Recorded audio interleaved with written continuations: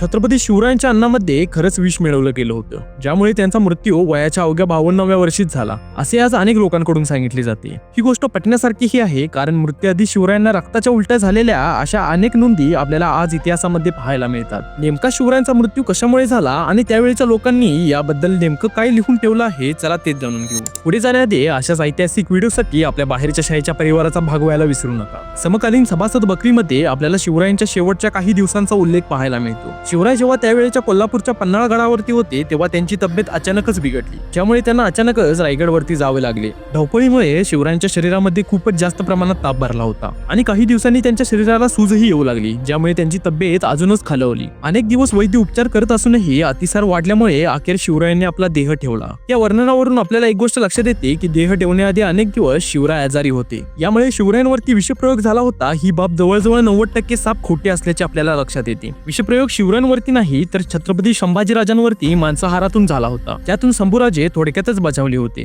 शंभूराजांवरील विषप्रयोगावरील व्हिडिओसाठी तुम्हाला फक्त हो इतकीच कमेंट करायची आहे। 100 कमेंट पूर्ण झाल्यानंतर मी लगेच व्हिडिओ बनवेन।